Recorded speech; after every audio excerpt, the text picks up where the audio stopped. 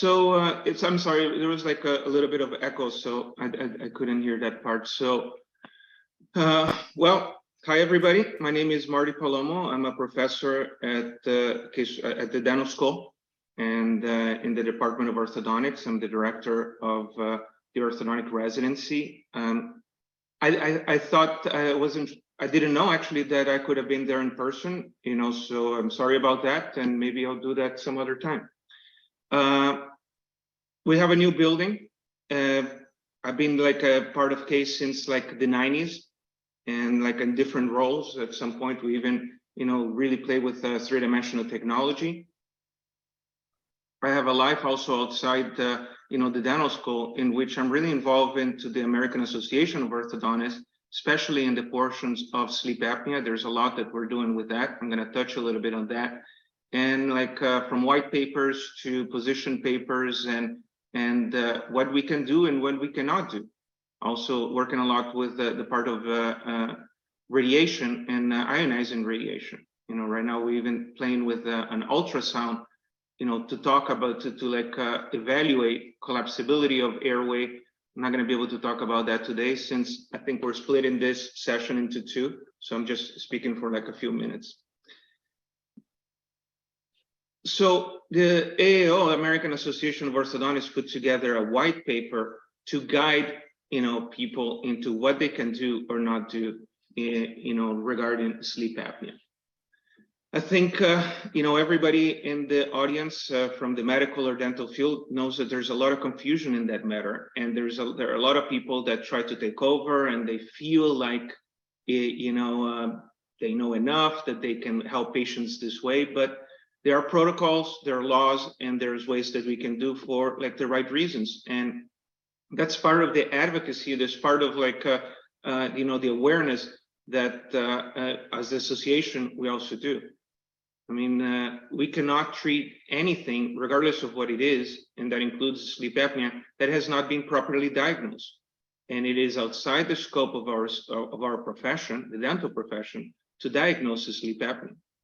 So, I mean, there has to be a protocol, there has to be a sequence of events, and we try to enforce and understand that, you know, we would only be able to offer like management or treatment of sleep apnea when we're treating that or managing that, when it's being diagnosed by a physician, and then the physician thinks that this could be a good option. And to a lot of people, that is something that is negative, but in my opinion, it's not, and that's part of the things that I talk about. Like, I think that this actually increases the scope of what we do, increases the network, and increases, you know, the healthcare that we can provide to our patients. I mean, like, I think dentists by nature sometimes have like that knee jerk of like a one-stop shop that it, you know, if I don't provide it, I mean, it doesn't exist. And like more and more, there is the direction of branching out and be able to work with a lot of other professions. So if we cannot do diagnosis, you know, what can we do? And the answer is risk assessment. So we do use risk assessment on every patient that comes into our clinics. And what we mostly do is a stop bank for adults, PSQ, you know, for pediatric patients. Also with the knowledge that the majority of patients that have any of the sleep disturbances conditions may not even be aware that they have it. So at least, you know, we have this protocol, we have the objective risk assessment, and refer out when, you know, it is a doubt. The next thing, you know, when we are like evaluating, you know, the situation, we also want to know what the potential areas of obstruction are. You know, sometimes there are higher, like, especially in the pediatric population, like nasal obstruction. It could be an adenoid, it could be a tonsil, it could be a nasal septal deviation. Sometimes it is the collapse, you know, of the lower airway. And I mean, that's another thing. It's never like in the extremes. It's never, you know, only one thing. If it's sleep apnea, we cannot just say, okay, like a sleep appliance. That's what we can do. It depends where the problem is. And that's when we go a little deeper. Like, for example, for nasal obstruction, sometimes it is a constriction of that maxilla And one of the things that I'm not going to be able to talk today that we do is expansion. Maxillary expansion has been shown to be even like a good treatment option with even cure rates, in the pediatric population. But when that's the problem, again, there's a lot of confusion in the matter, and people go to extremes. There are offices right now that if a person walks in the office, they expand it. They say that if you don't have sleep apnea, you still need expansion because otherwise you're going to develop sleep apnea. And there's a lot of activity in that area. There's a lot of confusion in that area. I don't know if you guys feel that or not, but that's when we need more information and more science, to back it up. When the problem has to do more with oropharynx, or appliance has been shown to be a good way to manage, the situation. I like to really talk about treatment and managing, because oral appliances are not expected to cure, the situation. Is equivalent to a CPAP, so it's supposed to manage it. There's hundreds and hundreds of different designs, as far as oral appliances. There's many oral appliances that actually propose to do things that they cannot do. There's like companies that say that they can cure sleep apnea with their appliance, and right now there's like huge lawsuits for millions and millions of dollars that from patients. And I'd love to talk about some of those appliances at some point if you want. But if you want to divide probably the most common types of appliances, I would say the tongue stabilizing devices, which are not custom to the patient, the ones that you see here on the left, and the mandibular advancement, devices that just bring the mandible forward are probably the most common. The tongue stabilizing devices, many patients find them in drugstores and or order online. Pretty much you see there on the bottom left. They suck the tongue out. They use the teeth, the anterior dentition, as an anchor and keep the tongue from collapsing in the airway. Now, anybody that moves teeth, for a living would know that pressure on the anterior teeth, it's just a question of weeks actually for those teeth to start changing position, to start moving back, and change the bite long term. But those appliances are out there. Obviously, that breathing is more important than straight teeth, but sometimes there's a balance. Comparing those, I really like this project that was published on a sleep journal. I like the way that it was put together. I mean, it's a randomized controlled trial. So patients were sent in both directions as far as the tongue stabilizing device or the mandibular advancement device. It had a total of 39 patients. And to evaluate the results, he used MRI, so non-ionizing radiation, and a sleep study. What's really interesting is that it showed that the tongue stabilizing devices actually open the airway more than the mandibular advancement devices. But then when you evaluate it, like the responder rate, and as responder, the definition was at least a 50% reduction in the AHI. It saw that the mandibular advancement devices were superior and more efficient in that patient population. This was later confirmed by a publication in the Chest journal that also confirmed the fact that the tongue stabilizing devices would open the airway larger, and it would make the airway larger, but the mandibular advancement devices, and you can see that the terminology, especially in the beginning, it was called sometimes MAS, sometimes MADs. In the beginning, there's a lot of confusion on that, but they're all the same devices. And those mandibular advancement devices are superior as to the actual function on the airway. Because there are actually two things. There is the size of the airway and there is the function of that airway. And size, as we know now by our literature, is not necessarily related to function. We don't just fight towards making the airway larger, or a large or a narrow airway does not necessarily mean that there's a problem. Now, the position of the mandible really is correlated to the size of that airway. in orthodontics, we call like certain skeletal and dental classifications. We have a class 1, class 2, and class 3, which are different variations, and it has to do with the anterior-posterior position of the jaws, like the maxilla and the mandible. Can you guys see my cursor when I point? Maybe not so much. Yes. Yeah, we can see it. We can see it. Thank you. So when things are like in the proper position, which is the maxilla, and the maxillary teeth is slightly forward compared to the mandible, that's what's called a class 1. And a class 1, everything fits the way that it should fit. And this would be an example of like what the airway is going to look like in the lateral view and in the frontal view. Then we have what's called a class 2. A class 2 is when the maxilla, the top jaw, and the dentition are actually either half or a whole tooth forward, sometimes even more, compared to the bottom teeth. So you see almost like a surplus of like the anterior teeth.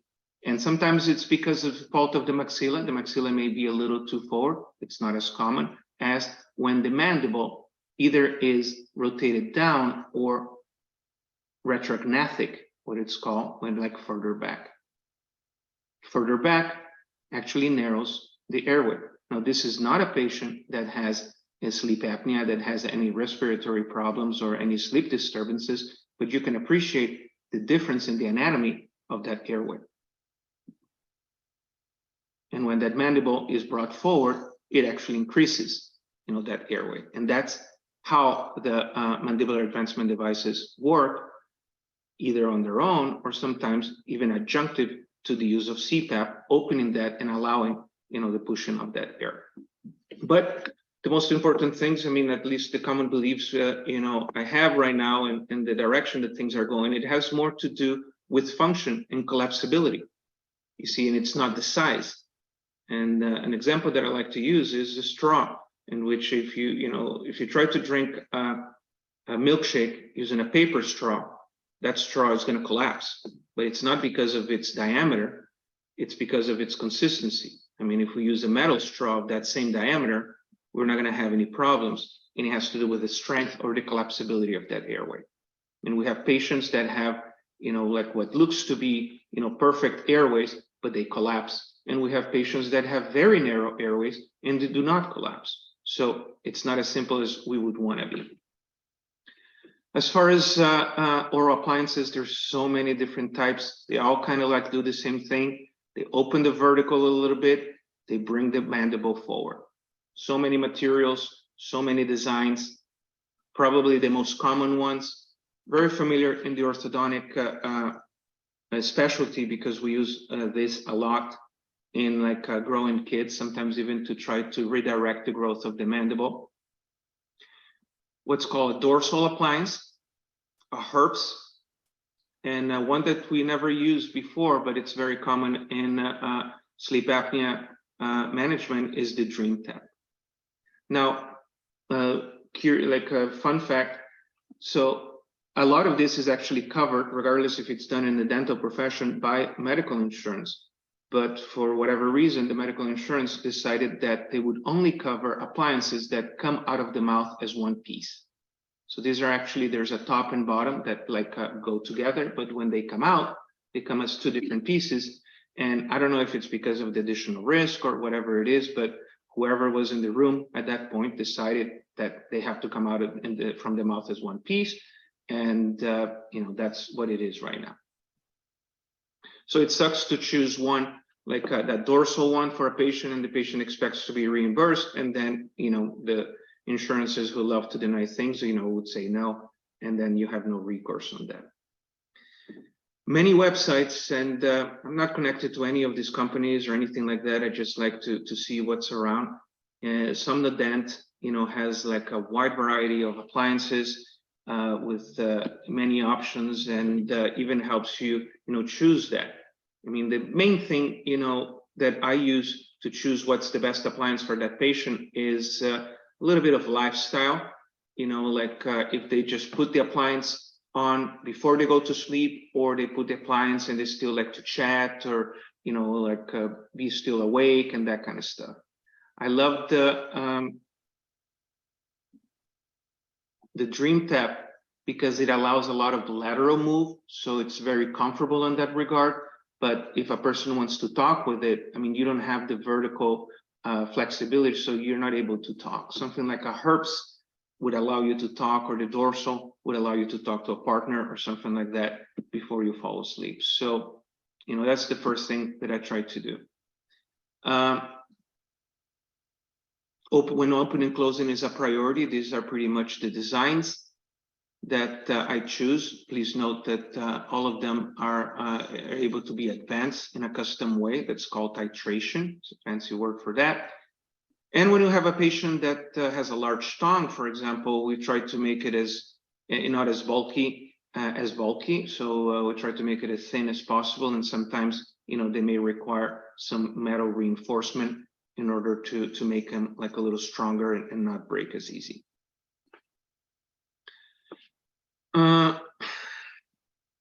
Everywhere you're going to see which ones would be covered by the medical insurance or not, and many of them are not going to be covered by medical insurance. There's also a lot of different materials, okay, from like acrylic, from a combination of soft and hard, from some that you can boil in case like you have a new filling and you like crown, you don't have to go from scratch because these are very custom. You know, these are custom appliances that fit very tight around each tooth. So if all of a sudden you have a new filling, it may not fit, it may be rocky, and all of a sudden it's not going to work as well.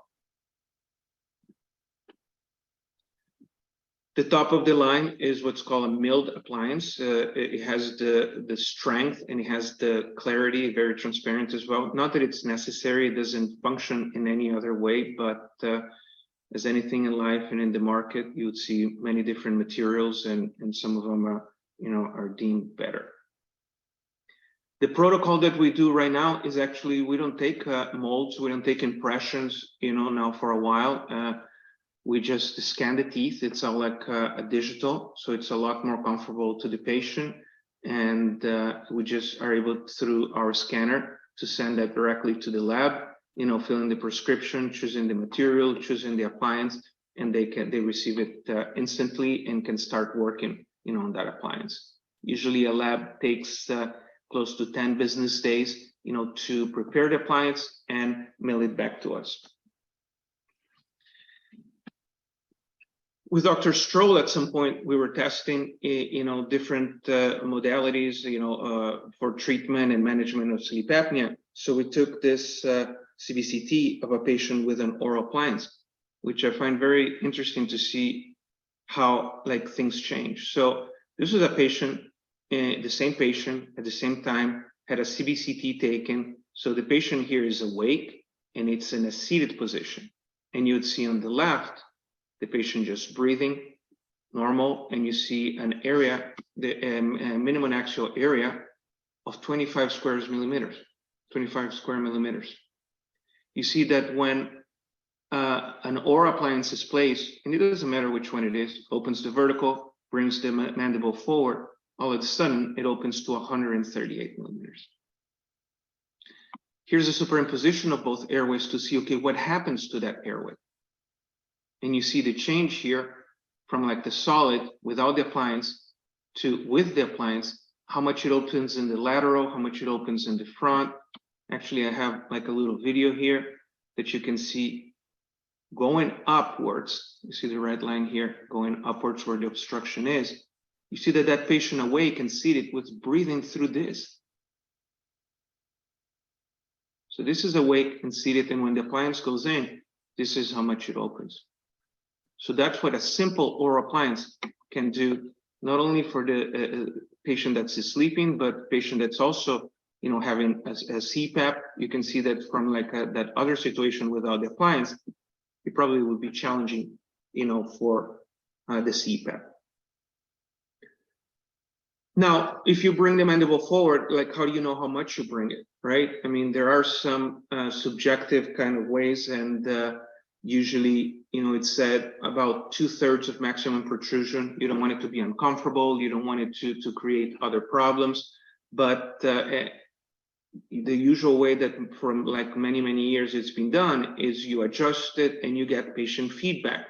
which also is very subjective. Some people are very in touch with what's happening, some people are not. We like to do it more objective and not just try to guess, that part. And one of the things that really, help us is oximeters, and pulse oximeters. I like this, case report that really, illustrates, a possible situation. This shows a woman that's 48 years old that had an oxygen saturation of about 88%, diagnosed with sleep apnea and AHI of 9. And then some people like to do the protrusion by steps. Some people I like to do the majority of the time, at once, try to find, that position, like the 75% or 2/3, protrusion. Obviously depends on the patient. If the patient is uncomfortable, we'll go by steps, but I don't know, 95% of the time, we can just start, at the 75%. Now, the 75% maximum protrusion or 2/3 advancement, is how we start, and very often what's recommended. But at that situation, the saturation increased to 91, but the patient still showed a significant heart rate variability. And then just by increasing, by bringing the advancement 2 more units, which is, a millimeter, it made such a change. He made such a change that all of a sudden the saturation went to 94% and there was no heart rate variability, which is my fear, that for you to get the patient back and the patient says, yeah, it's much better, but it's not the optimal position. And just by a little bit more of an adjustment, we would have found, what would be beneficial to that patient. So we do use things that would give us that information to find the proper position of the advancement. Right now, what we're using is the Bill and Ring, with Ambrose.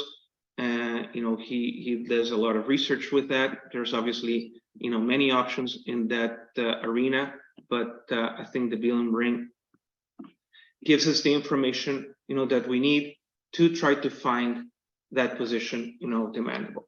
I'm trying to go a little fast here, because I don't want to get into Andres' time.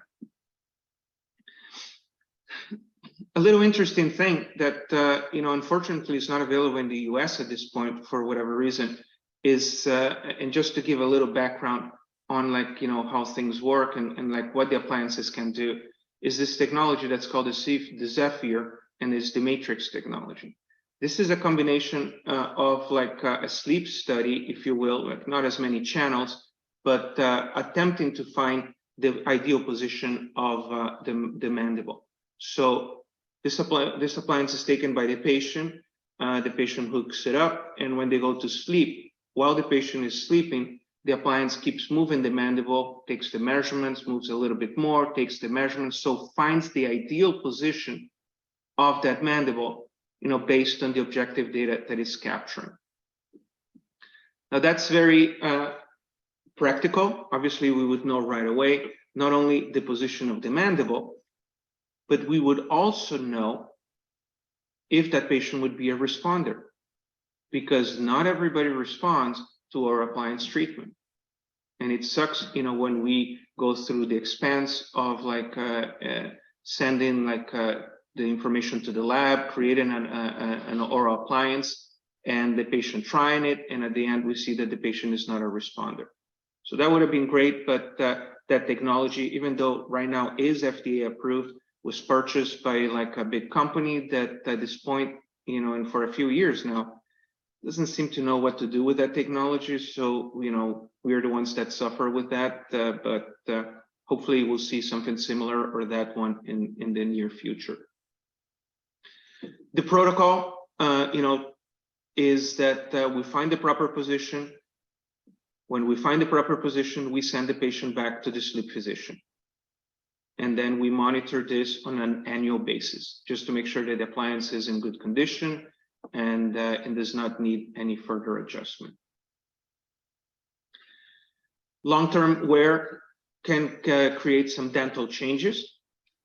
And the one that I like, the project that I like that talks a little bit about it, is a 10-year follow-up on that. And recalled many patients and got an end sample of like 41, people. And after 10 years, you would see slight changes in the anteroposterior position of the teeth of about 1.8 millimeters and a vertical change of about 1.5 millimeters. And this is after 10 years of wear. Okay, so I can tell you from the dental point of view that those are not significant. Those are not only not irreversible, but not significant, thinking about the benefit that that's given to the patients. So there's also a lot of confusion on that, and especially in the dental field about long-term wear. But nowadays, the design of those appliances really prevent the changes, that happen. There's another study that I was part of, that was just published recently, that also reaches those, 1 millimeter kind of changes after like long-term wear. And that is not something that we really need to be worried about. And to wrap it up, I mean, we do have like some mechanisms to try to even minimize those changes, like retraining. We ask the patients that after wearing the appliance, the whole night, there is an almost like a deprogramming device, like almost like a bite that they can, in the morning when they wake up, just reset the teeth and the jaw. So it just like brings to the day position, if you will. And, we give this to the patients, but the majority actually, don't really, need it as much. And when it's really stretched forward, when the patient really has like the soreness, like, from muscular or joint, I mean, sometimes it would even require some relaxing, some like a hot shower or something like that before you can deprogram.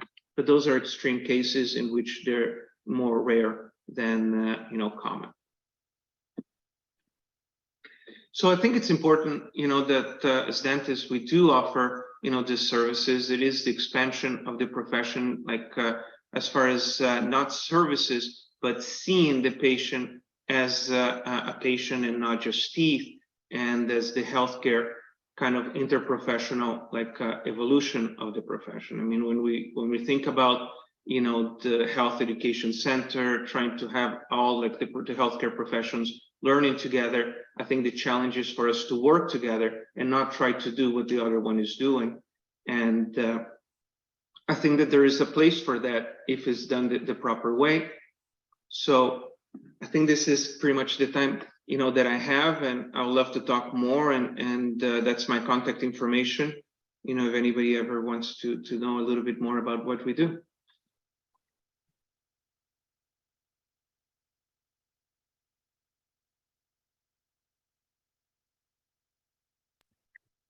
So Dr. Pinto is, when I say more recent, you've probably been here now for what, 8 years? 10 years now. 10 years now? Yeah. I remember when he first came in, and this is has given another dimension to the sleep program, and both in our situation in terms of referrals, but also in the School of Dental Medicine. Well, thank you. Well, now my role is to I appreciate that Martin went over the selection criteria and went through the process of the ideal patient.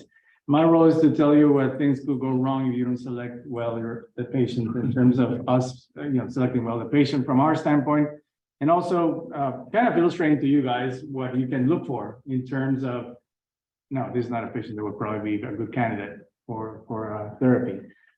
So, of course, as you heard before, a lot of the dental side effects are negligible if you have a good case selection, and if you had a good process of fabricating the appliance and making sure, of course, that from an oral standpoint, the patient is quite stable. Now, does that happen a lot of times? I can tell you probably not. A lot of people who do sleep oral appliances may not be adequately trained, and they will just place the appliance for placing the appliance and do not follow up after that.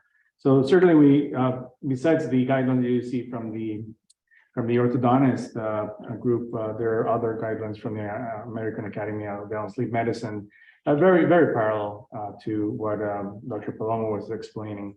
There was a recent update to this, actually published about 3 months ago. It's available online now, and it basically just drives home the need to standardize screening from our standpoint.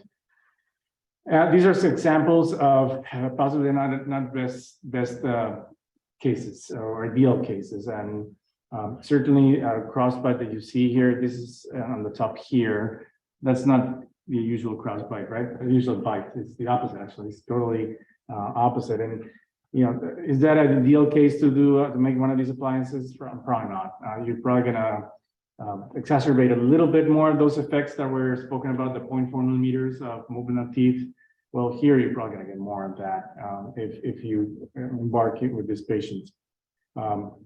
You also may get also mucosal lesions or frictional lesions on the skin. That's part of my training. I look at skin in the mouth and inflammation in the mouth.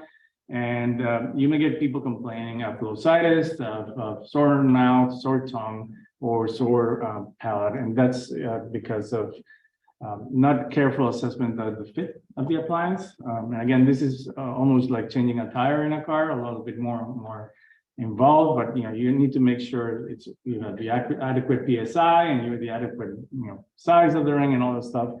And as you heard, Medicare a lot of times cripples us, unfortunately, for lack of a better word, in forcing us to use some of the appliances that may not be the ideal appliance for a specific patient.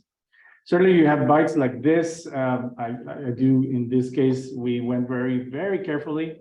You know, Dr. Palomo goes to 75 percentile. I'm a little bit more conservative because a lot of my patients have TMD. That's also my other part of my practice, is treating facial pain. So I usually start a little bit less advanced, but go around 65% of protrusion. Now, in this case, for this patient, there's really nothing holding this patient in the bite in place in the front teeth to stop from them going wherever they want to go with the force that we're putting, especially on the mandible. So these are some of the cases that may not be ideal. We do counsel patients. They, you know, we come back to see us to make sure that we keep track of any changes that may be occurring. This is a true case. Yep. Dr. Pinto, I'm sorry to interrupt. People on Zoom can't see the slides. Oh, you can't see the slides. Oops. No. Okay, so I was talking to my presentation slide for 10 minutes.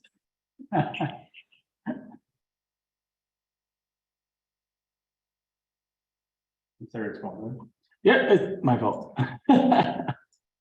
Well, in a certain way, I'm happy. Are you seeing? Are you seeing 4 buttons of teeth or 4 pictures now? Yeah, we can see it. Thank you. Okay, so this is basically what I was talking about. Occlusion being a little bit not ideal, and certainly this, you know, I'm sure Martin is cringing when he's seeing that picture of the crossbite there. Very, very risky for somebody to go and embark in an oral appliance in one of these patients. Let's see how it can move now.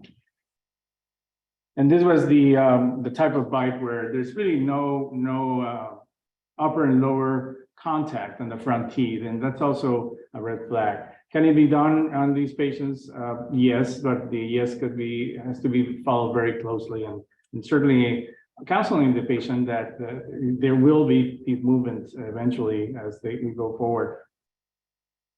Now, this is the individual who came to our office.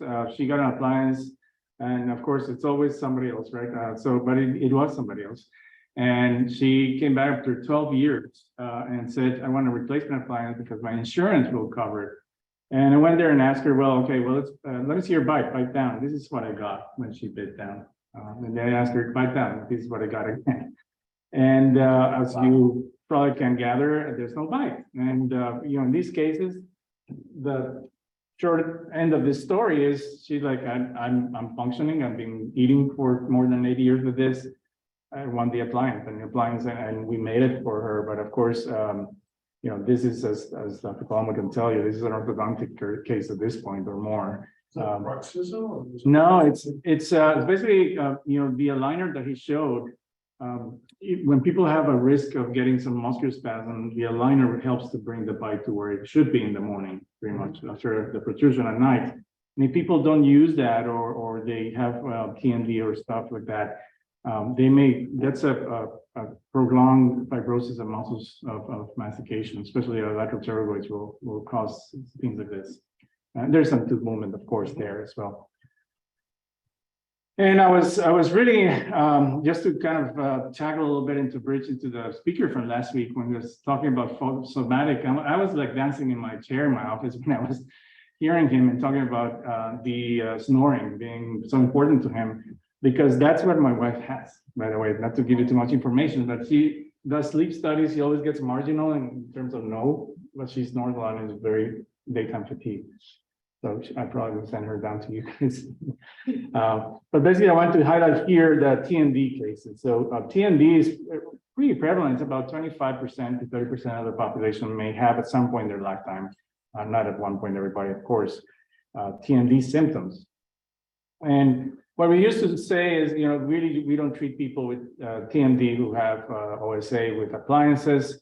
However, that has been changed a lot. And a couple of these kind of perks that you see there on the screen are conclusions of studies that you see on the bottom. The systematic review by Bonetti actually talks about really pre-existing TMD doesn't get worse if you treat the TMD. However, there is a group out of Belgium that actually created a mechanics. It replicated the mechanics of jaw and movement. And it does, the report there is basically, it alters muscular dynamics, and it makes sense. I mean, you're basically moving the mandible forward forcefully. Certainly, sleep bruxism versus sleep quality, controversy in terms of what is really affecting in terms of our outcomes. We also see a lot of withdrawals from studies, so that may be an informative withdrawal that we're not taking really information from of these individuals. And as far as the TM joint, we appear, and these are limited studies, about the longest study that I'm aware of is about 3 or 4 years. We appear not to have a really bad effect on joint. Yes, we're moving the joint forward just because we can, but it doesn't appear to affect the actual bone and joint stability, at least from these short studies. Certainly, we start with conservative care. We can still treat TMD with patients with OSA with the oral appliances. We actually do that. Have I had to stop? Yes, I can tell you in the last 10 years I've stopped twice because of acute flare-up of muscular symptoms that I really could not control. Otherwise, we just go slowly. I go as conservative as 50%, 40% of the protrusion to start with, just to get the person used to another vertical dimension and another type of occlusal of bite paradigm. And this is just from the systematic review from the Kentucky group that they talked about a proposed algorithm to do for us when we treat TMD and also OSA with an appliance. Poster we presented a couple of months ago in Toronto. Emmett is actually from GI here, nothing to do with sleep, but he gave access to the database, and this is actually a database that is now a little bit more revamped. I understand there's a new version of this database, but it was very interesting to us that we looked at. It's about 80 million subjects, 26% of outpatient visits in the United States between 1998, I think it is, and 2021. And we were just trying to get a little bit more clarity in terms of the relationship between OSA and development of temporomandibular disorders or any type of symptoms. And I'll just guide you to that lower graph there. And many questions that I probably cannot answer, but many questions that came out from the graph. This is the first onset of TMD symptoms in patients who did not have TMD diagnosis and were diagnosed with OSA. And you can see it keeps increasing over time.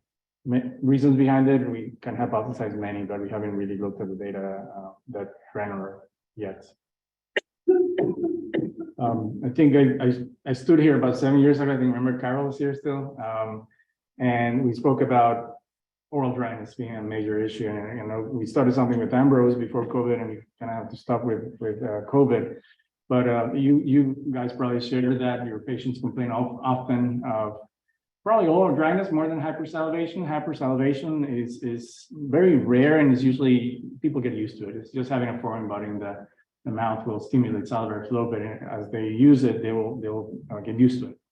However, the oral dryness can be pervasive, and certainly, the oral dryness can cause a lot of issues in terms of compliance. Not that you don't have much compliance issues with PAP, right?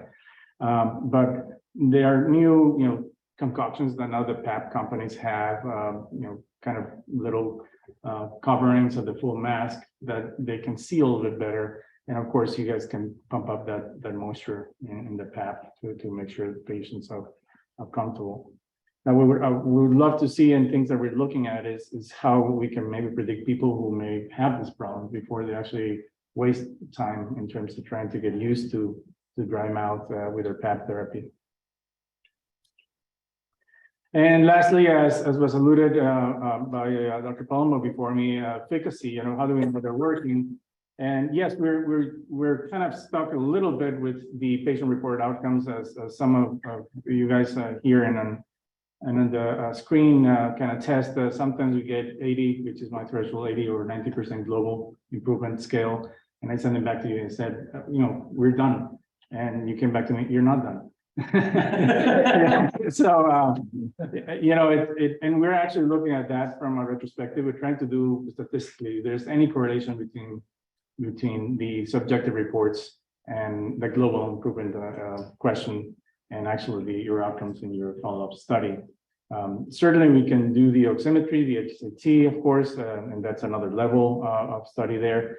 The table that you see there is from the I think the Huntley paper, where they did a very elegant randomized clinical trial with a crossover. So they used the same patients, but they did a washout period, and they use both the severe type of technology and PSG.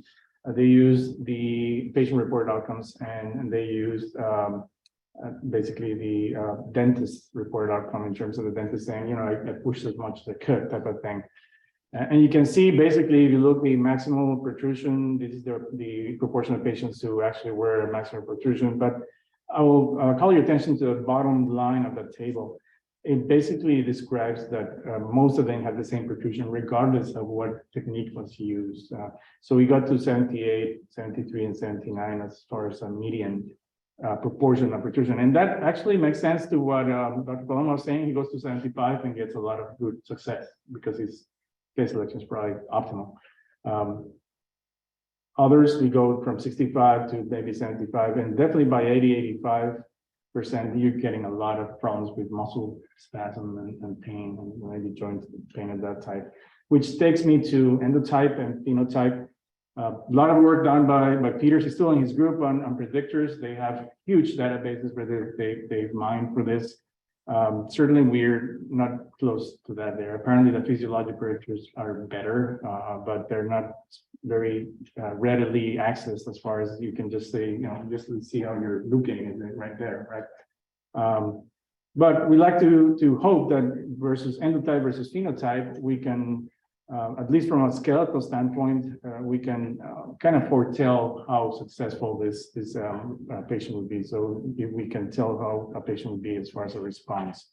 Certainly, there's a role for DICE. For those of you who do DICE, certainly with a group from Philadelphia, the Penn and the Jefferson group, they published a case series a couple of years ago on that. A lot of controversy around that, right?